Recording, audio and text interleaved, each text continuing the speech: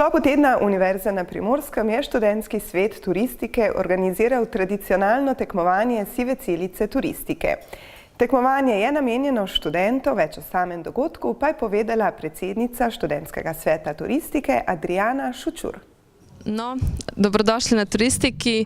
Za nami je dogodek Sive celice turistike, ki je bil izvajan tudi v preteklosti. Vmes je bilo malo premora in letos smo ponosni, da lahko rečemo, da je izvedeno že drugo leto zapored in da smo ga razširili ne samo po fakulteti za turistične študije, temveč tudi po celotni univerzi in smo zelo veseli, da se je letos pridružilo kar 5 fakultet našemu dogodku. Ena izmed njih je bila tudi pomorska, tako da v bistvu je ta dogodek prikazal to, kar smo želeli, in to je druženje in spoznavanje študentov na obali. Podobno mnenje je delil tudi predsednik študentske organizacije Univerze na Primorskem, Jure Ciglar. Mene zelo veseli, da so danes potekale Sive celice turistike.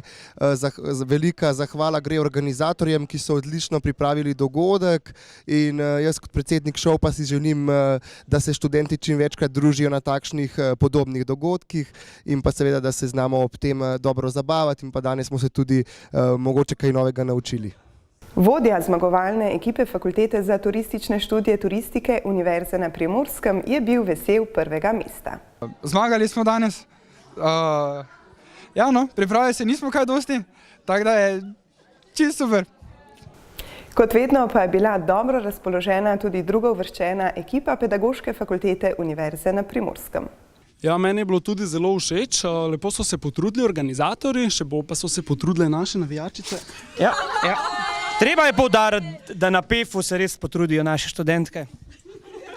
Neverjetne so. Gremo velikokrat do zmage, včasih pridemo do srebra, včasih do zlata, včasih brona, se veste. Ampak zmaga je, da smo tlele. Tako?